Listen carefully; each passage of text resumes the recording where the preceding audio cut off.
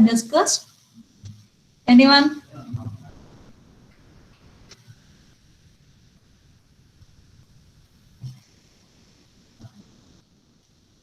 Can you tell me what topics that we had discussed yesterday?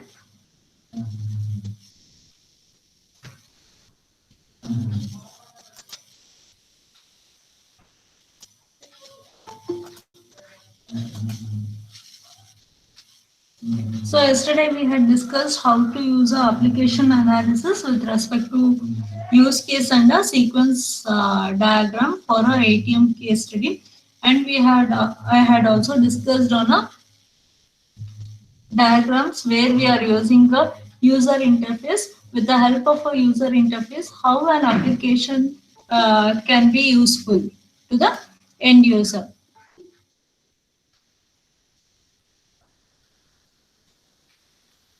Okay, next we have a application state model. Yesterday I was discussing on this, right? So we have 5 different things. So from the class model, we are going to identify the names of the class. From the name of a class, what we are trying to do? We are trying to identify how the state names are going to be taken. Then once the states has been defined, what is the next step? We need to identify what are the different events and how the events can be executed. And next thing is build the state diagram. So in building the state diagram, what we need to identify? We need to identify the temporary behavior, that how the objects are going to behave. And after that, what we need to do? We need to organize the events in such a way that all the class, that is, we need to have an access to all the states. So how do we access that with respect to the class diagram? We are using the arcs or an association. So through the arcs, all the arcs are labeled, and above that the events will be written. So based on that, what we need to do? We need to have an access to the states and the events. And the next thing is we need to identify whether there are any loops in the diagram. So how can we find that? So whether there is a repetitive loop, or whether it is a simple loop, whether the loop can be used for a traversal purpose, or whether it will never terminate. All these options has to be taken care when we are trying to design a state diagram.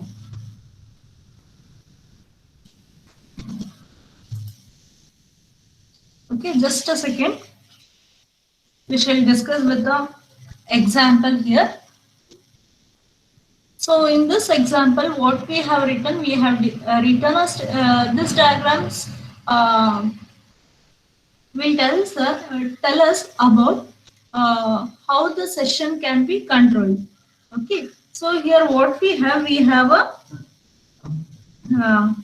repeated activity, that is a main screen, getting a password, verifying the code. So these are the repetitive process. So this entire 3 states will be put up as a nested states. Okay, and next what we have a concurrent states that has to be executed. So this this we had seen in the advanced state modeling, that when we are using the concurrency, right? So here let us begin this. So initially what happens? The ATM machine will display the main screen. So what is the activity under this state? So it will display the main screen. So once the main screen is displayed, what happens? It will ask to insert a card.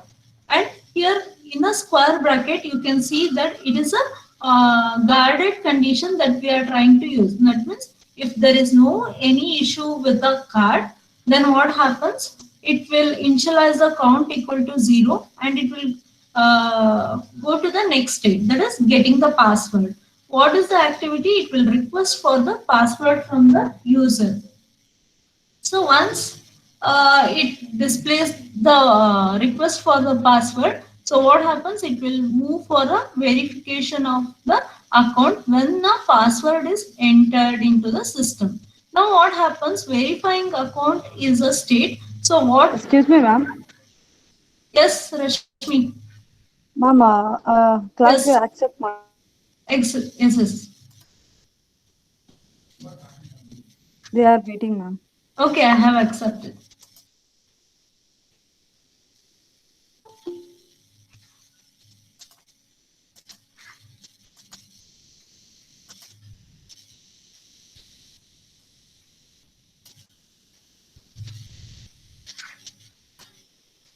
Okay. Next thing is we have a verification of an account. In a verification of an account, what happens? In the state, it will verify the account of the customer. When it is verifying the customer account, if there is a bad password or if the customer enters a wrong password, then again what happens? It will go to the previous state, that is again it will request for the password. Again what happens?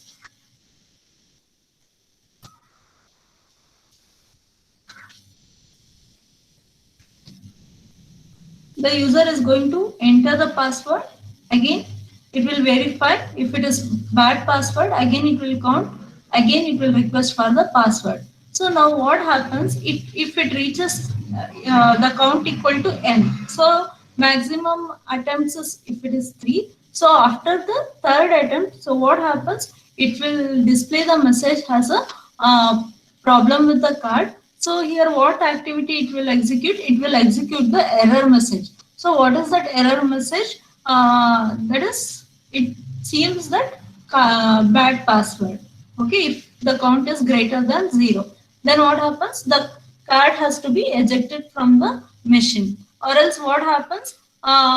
If there is a problem with the card itself, maybe the ATM card might have expired. So again what happens? It will go to the problem with the card state and it will display the error message. Again what it has, it will go to the emitting state. Okay, so here if the customer account is successfully verified, then what is the next transaction or next state? Okay, next state is a servicing the transaction. So in servicing the transaction, what happens? There are two. The process has been split up into two process. So one is a ejecting the card and one is a printing the receipt. That means after verification of the account, so it will give for the transaction. So either it can be a withdrawal of an amount or it can be a fund transfer or it can be a deposit, any other transaction whatever the customer is requesting, depending upon the transactions that are served by the machine. So it has to move to the next step. So either the card will be so it will go to the ejecting card and the printing receipt will happen simultaneously. So here what activity will be carried out? It will eject the card. In printing receipt, what activity it will do? It will print the receipt for the transaction that is carried out by the customer. So from ejecting card, it will move to the next state. That is, it will ask the customer to take back the card. And once the card is taken, that will be the final state. So after printing the receipt, there is no other transaction. So the transaction will end here. Okay, about this, about the nested state, you can see there are three different states. Okay, so one is a disabled state. Okay, when the account can be disabled, when an account can be disabled.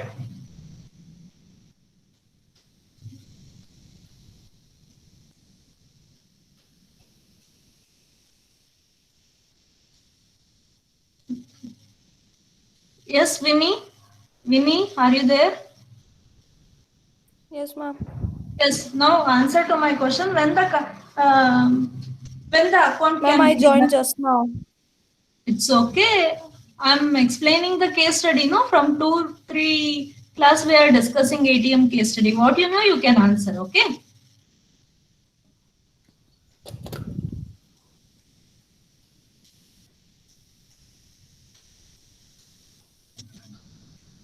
So here what happens?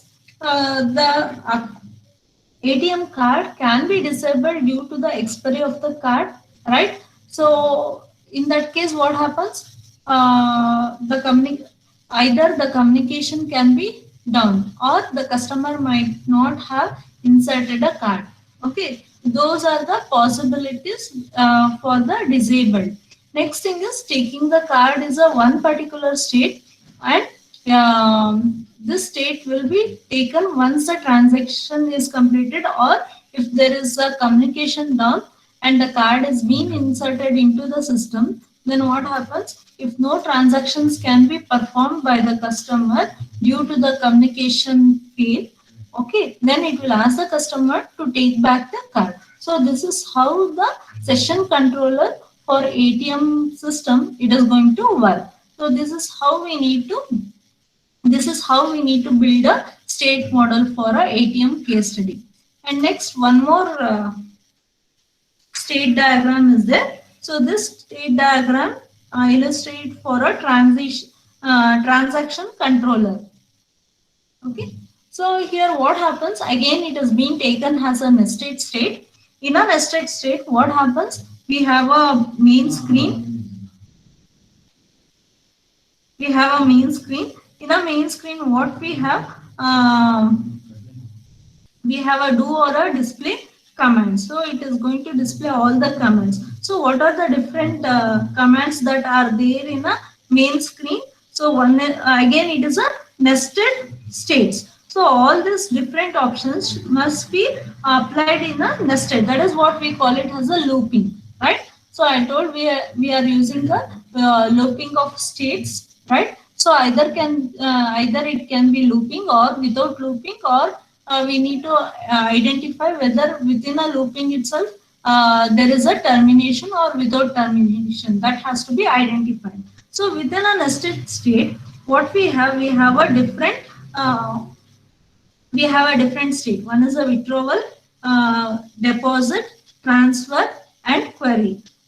Here what happens, all this withdrawal, deposit, transfer, and query, we have taken it as a substate. Why we have taken it as a substate? Why we have taken it as a substate? Because withdrawal is a one particular transaction where the customer account has to be identified. So once the customer balance is identified, then only the customer can make a withdrawal from his account. Next thing is deposit. Again, deposit is a once of state diagram. Okay, so here what happens? It has to verify how much that the customer is going to deposit in his account. So again, it can be written as a separate diagram. Again, what we have a transfer. In a transfer, again, it is a substate diagram that we can write for transferring the account. And next thing is query. Query can have a different questionnaires. So if the account has been suspended, then how to retrieve the account back? That can be one of the query. So the customer can ask for a mini statement, that can be query. So there are different options and different questionnaires that can be raised from the customer end. So the query can be one particular substate diagram. So for this entire state diagram, what we have a, so once that particular transaction, either withdrawal, deposit, transfer, or query has been executed, again what it has to do, it has to come back to the main screen and it has to display all this menus. Okay. Next thing is, if any transaction does not happen due to the communication done, so what happens? It has to terminate. The state has to reach the final state, or else if it comes back to the main screen once the transaction is being done, so what happens? It will come to the finished state. Okay. So this is how the transaction controller can be written.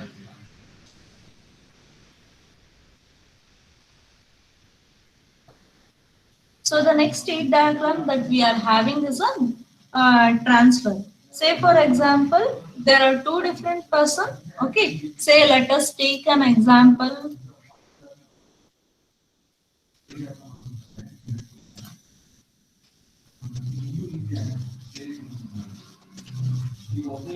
Okay. So what happens? Let us take two different people in our class. Okay. One we can take it as a Sneha and Savita. Okay. Sneha and Savita.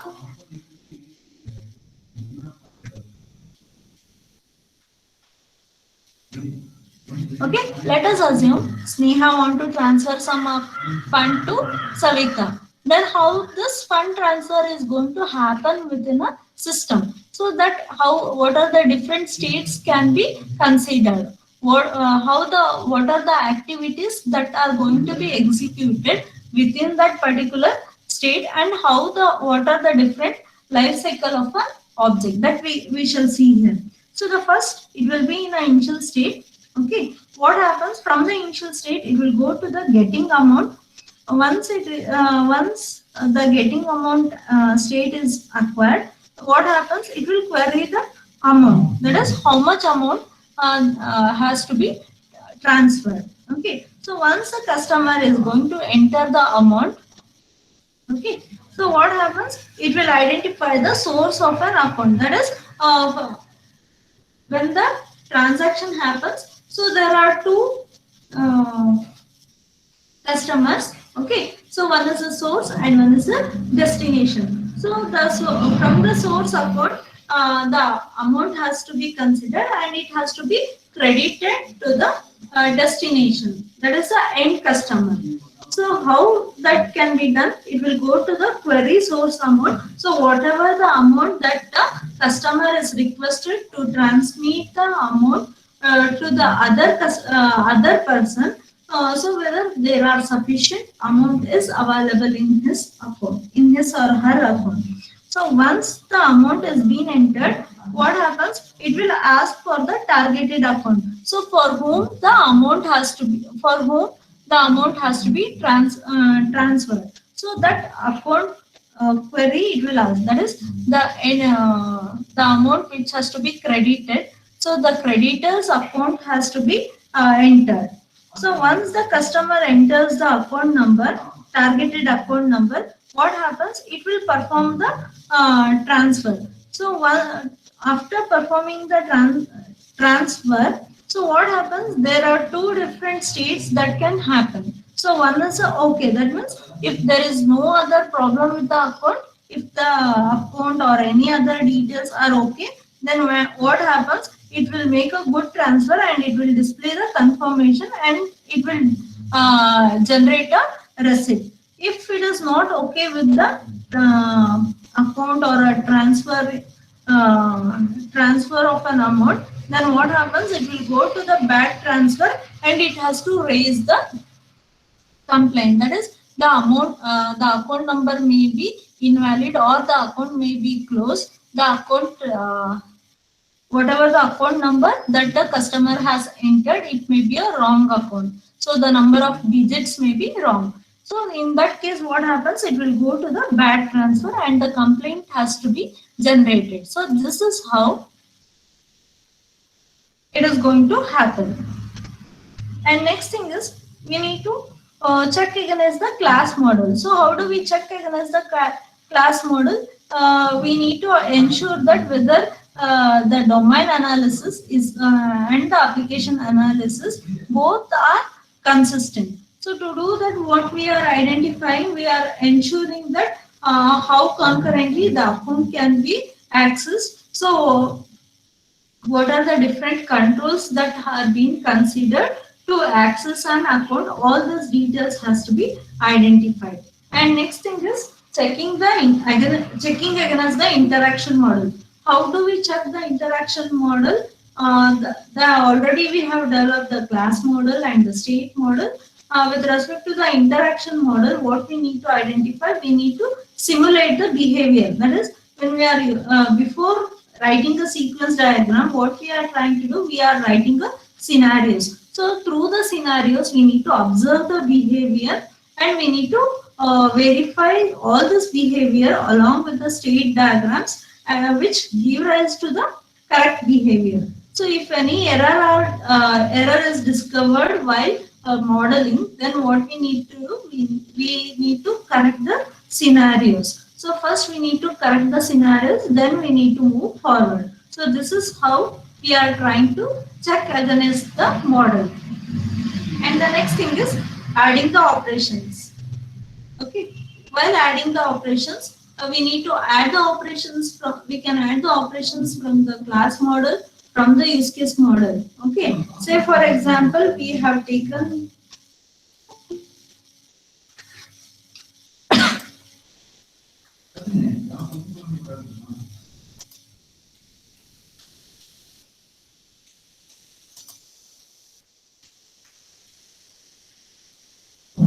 okay, when we are taking from operations from a class model, what we need to write? We need to write and we need to write all the attribute values, association links that are implied or that are associated with the class model. During the analysis, we need to identify whatever the assumptions are there, those assumptions are valid.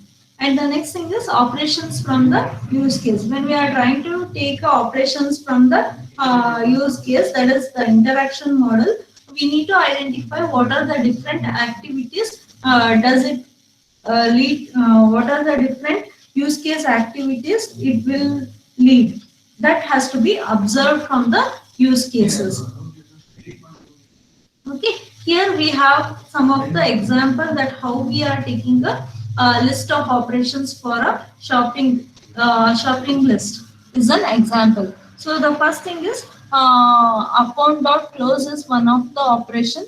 Then bank.create savings account where the customer will be taken as a parameter. So from the customer it will go to the account. And next thing is we are identifying the cash card authorization. So if a customer is using any cash card for making the payment, so it will be the card cash authorization will be identified. Then that account will be added. Through that account, the transaction can be made. So these are some of the example of that is the close is an operation and the add account is an operation. So this is how we are trying to use the operation in a model. And next thing is simplifying the operation. How can we simplify the operation? So we need to identify what are the similar operations are there, what are different operations are there. So we need to identify, can we combine both if there are any similar operations are there. So can we combine that in a one of the class model, that so that the complexity can be reduced. Next thing is to do that, what we can make, we can use a concept of inheritance. By applying the concept of inheritance, what we can ensure, that there is a class hierarchy and there are more number of powerful operations that can be included in a class model. So this is how we can simplify. The class model. So this is an example.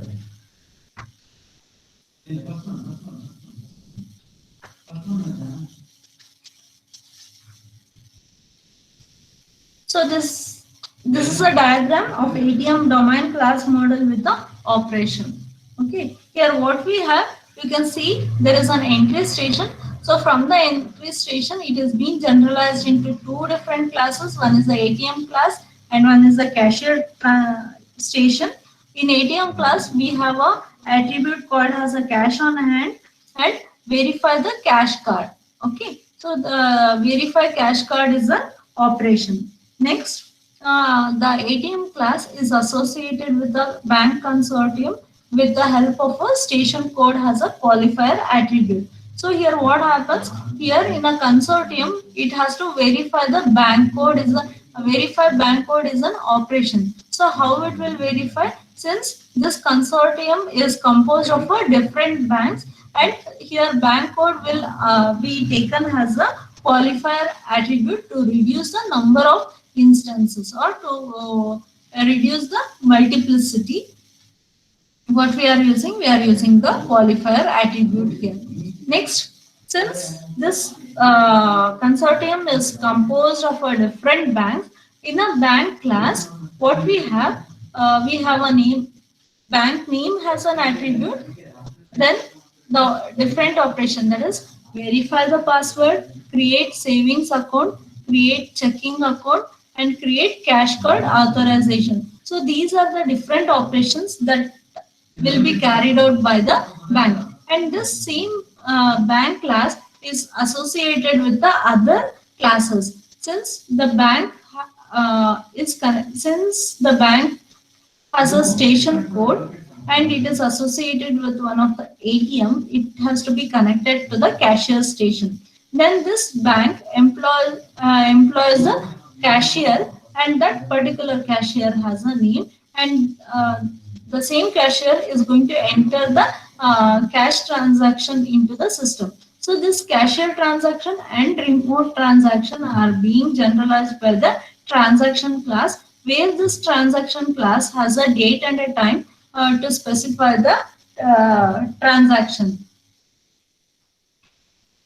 So this transaction class is composed with the update class, where this update has a amount, and the same update has to be taken care. Whatever the transaction that a customer is going to perform, so that has to be updated with the respective customer's account. And this account is associated with the customer class, where the customer has a name and address to identify the customer, and each customer can have a n number of card authorization. So this card authorization has two things. One is a password and a limit. So by using a password, the customer gets an authorization to the card to make any transaction in any ATM station, and he has a limit for withdrawing an amount from the account. So here what we have a add account, remove account, and close account are the operations that are considered. Next, this card authorization will be identified with the cash card serial number. So this is how we can add the operations, add the attributes, or for any particular class name. So that is how we are developing the application analysis and a domain analysis. Do you have any doubts with this?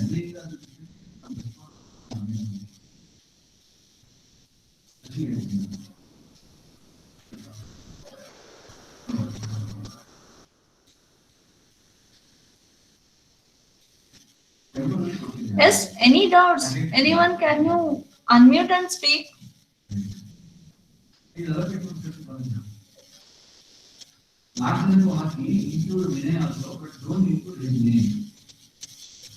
Okay, so this completes your third module. The third module is being completed. Okay.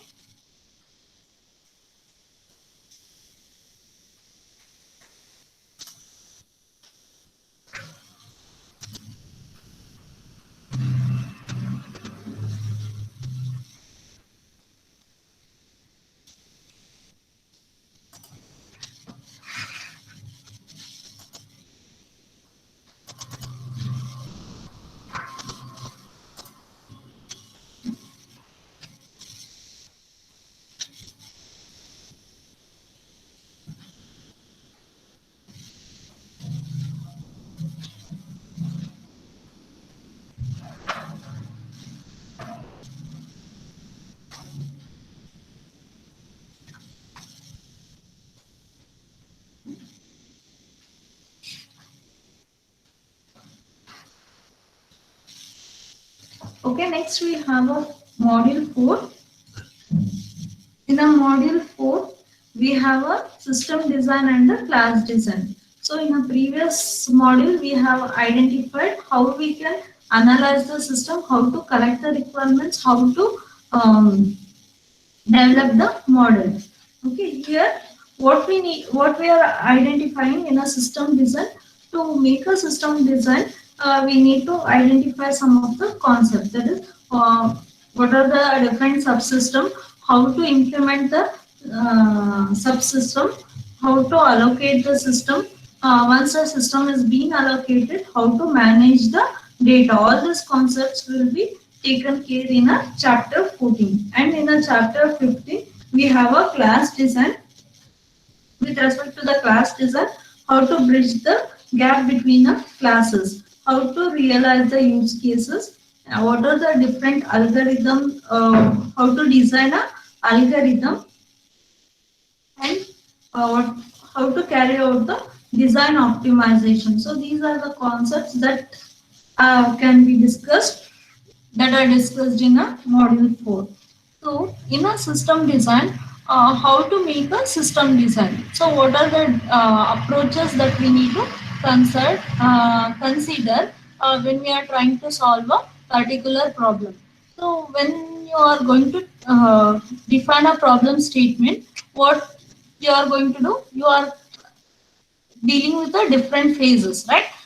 You are using a software development, different software development life cycle.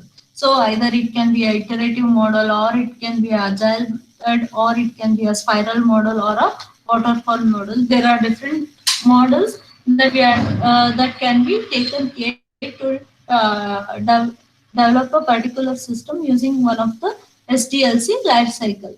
When we are using these basic approaches to solve the system, along with the system, what we have a designing the system. What are the structures that are used, what is the system architecture, so how the architecture is being organized into in a particular system, and how these subsystems are being organized hierarchically. All these things are being taken care when we are dealing with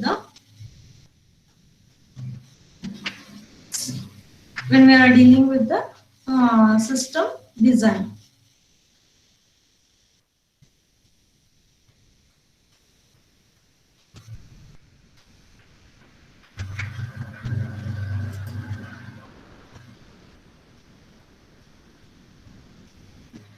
When we are using a system design, so it has to make a different decisions, has to be considered. So the first step is estimating the performance, and the next comes a reuse of plan, organize the system into the subsystem, identify the concurrency inherent in the problem, allocate the subsystem to the hardware, managing the data stores and handling the resources, having the control over the software, identifying or handling the boundary condition, set the trade-off priorities, and identifying the architectural styles, or selecting the architectural style for any one of the system. So these are the different steps. So let us begin with the first step, that is estimating the performance. In estimating the performance, what we are identifying, we are planning for a new system. When we are planning for a new system, we need to prepare a rough performance estimate. So in what way that can be taken care? So first we need to identify what should be the flexibility of the system, whether the system has a scalability. So in what way, if we are trying to develop a particular application, what is the accuracy of the system? All these things has to be identified, whether this system are feasible and whether it is sufficient to identify or to address the problem that has been identified. All these things has to be taken care. Say for example, what we have taken a case study of a ATM. So when we are taking a case study of a ATM network, so there are one particular bank, that is XYZ, has a 40 branches. Okay. So for all the 40 branches in a particular city, so if you are deploying the equal number of terminals, including stores, including supermarkets, everything, so how it will be useful? Okay, so consider if the city is very small and the number of population are less assume that it is around only 20,000 population is there, and if you are deploying 100 ATM, it is not worth because the population is very less and the city is not so developed. And if you are deploying 40 ATM missions, it is not useful. In that way, what we need to identify, we need to analyze. So how much, if they are deploying a particular ATM station in particular city or in particular store or a mall, so how much it can be helpful, how much the system can be in a busy state, that has to be identified. So how many transactions are being carried out per minute, so we need to answer all this question. So identifying the estimating the performance. And next thing is making a reuse plan.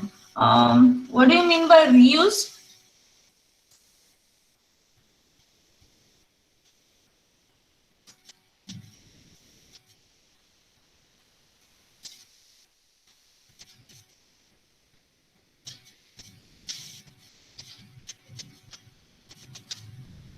What do you mean by reuse?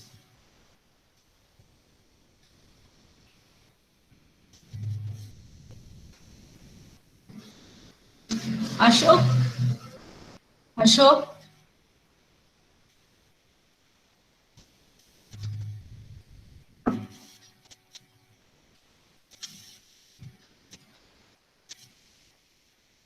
Srinidhi?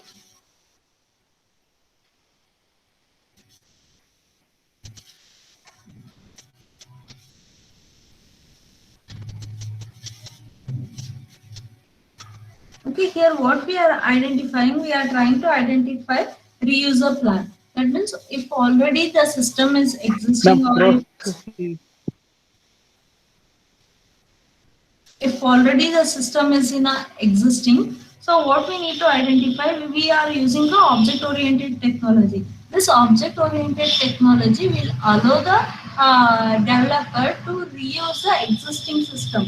So in what way we can reuse the existing things? So whether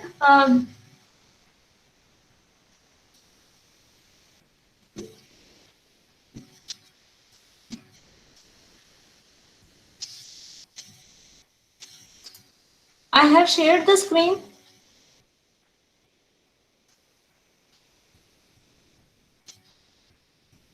No, ma'am.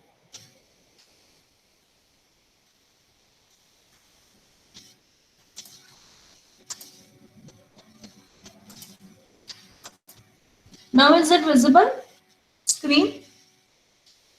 Yes, ma'am. Yes, ma'am. Okay. Just whatever, I'm not, for your information, I'm not moving the slide. So since I'm explaining all these points, okay, I'm not taken each and every explanation in a different slide. Okay. So the second point is making a reuse plan, right? So how can we reuse the plan? So the one way is I using the existing things. That is, if the system is already existing, so how you can reuse that existing thing or create a new reusable thing. The other way is you need to create a new one. When you are creating a new one, it should be in a formal way that it can be used again for some other system. In that manner, what we can do, we can reuse the things. So what are the examples that can be considered for reusable things? So the first thing is models, the libraries, frameworks, and the pattern. So these are the four different topics or the concepts that can be considered for reusing the system. Okay, say for example, if you are using the Java programming, you are using you want to execute or you want to look into the output, right? So when you want to look towards the output, what you are using, you are giving a print system.out.println. So to work that function, what you need to import a package, and that package will be available in a Java library. So without the help of the library functions, the program will not be executed. So in such a manner, what we need to do, we need to develop a libraries. These libraries will bring as a supportive. And so how can you consider what are these libraries? A library can be defined as a collection of classes that can be used in a different context. Say for example, if you are using a exceptional handling, you are using the exceptional packages. If you are using the input and output, you are using the IO packages. Or if you want to use a different string functionalities, then you are using the Java lang packages, or you are using the utility packages. So for various purposes, different packages or different library packages are available. So all this will be organized in a form of classes. So the good organization will takes a lot of work. That is, it is going to take a majority of the time to develop these activities. So we need to identify what are the good qualities of a good class libraries. So there are different qualities. So the first quality is a coherence. So what is this coherence? Coherence is nothing but a class library, and it should be organized well, and it will be based on a themes. Next thing is completeness. In a completeness, the class library should provide the complete behavior of the chosen themes. So in a coherence, we have used the themes. So to choose that particular theme, we need to have a completeness.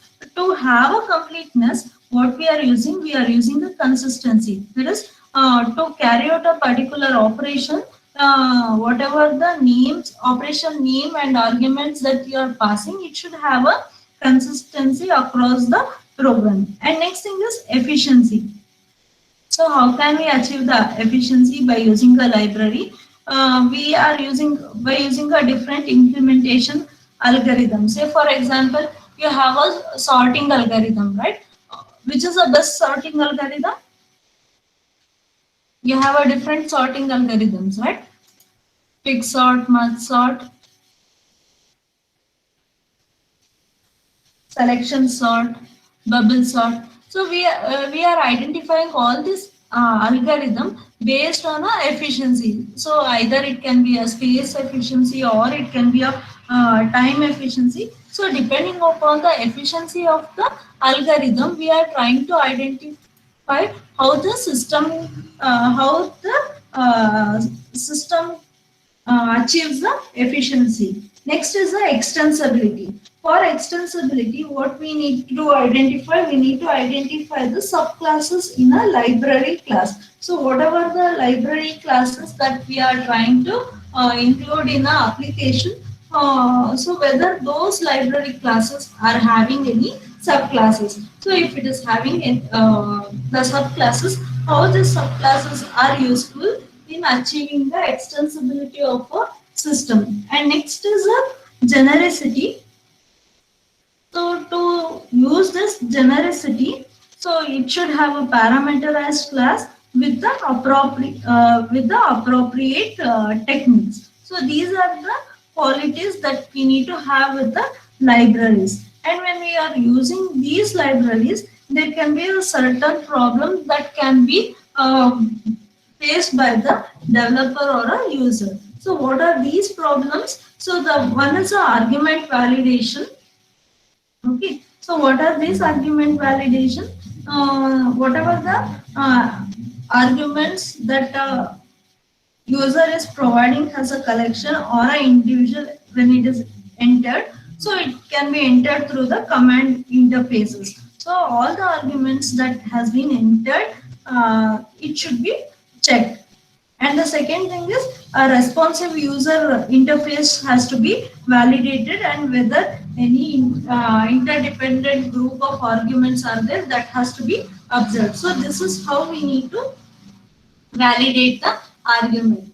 And the next step is error handling. So the error can be generated either during the runtime error, or it can be a error within a code due to the syntax or semantics. So that has to be rectified. So how do we identify with respect to the class libraries? So the first thing is we need to the library may run the may return the error code by calling the routing.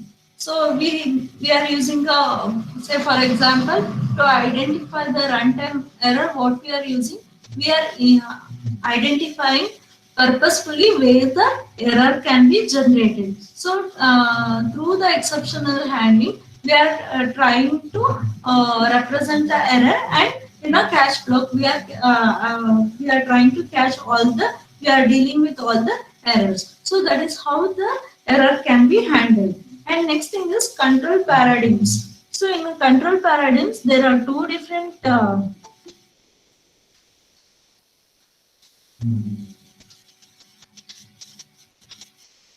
there are two different approaches. One is a event driven and one is a program driven control. So when the user is using the event driven control, the user interface invokes all the application methods. So if it is a, if we are when we are using a user interface, what happens? So when you click on a calculate button, okay, so what happens? It will identify what operations that has been written in a calculate. It will calculate and it is going to display the values. Then with procedure driven, what happens? So behind the button or behind the interface, whatever the procedures that has been written, so that will be taken care by the procedure driven control. And the next limit is group operation. So when we are using the group operations, so sometimes some operations can be identified as an inefficient or incomplete. Say for example, if you are using the object delete primitive, so what happens during the database may get locked, or the data can be deleted, or once the data has been entered, what happens, you need to commit the transaction. So if you are not making a commit, then what happens, whatever the data that has been entered into the database may not be updated into the database. So here the commit and delete can be taken as a group operations. So these operations are available in a library. Next thing is the garbage collection. So the garbage collection is used for managing the memory allocation and to avoid the memory leaks. So how can we manage the memory? So by using the strings, by returning the pointer, by using the pointers, by copying the string, returning the pointer, ready to access the pointer. So by using these things, we can manage the memory allocation. Next, how do we use the garbage collection? So either it can be taken as a mark and a sweep, or it can be taken as a referring counting, or using a garbage collections such as a flush function that we are trying to use. Next thing is the name collations. That is when you are using a programs, so the same class name should not be provided with the class name, and the attribute name must not be same, or the name of the class and the method cannot be same. So only it can be same when you are trying to use a constructor. So these things has to be concentrated when we are trying to use a library functions. Any doubts? So the remaining topic I am going to cover in the next class. Okay. So enter your USN in a chat box.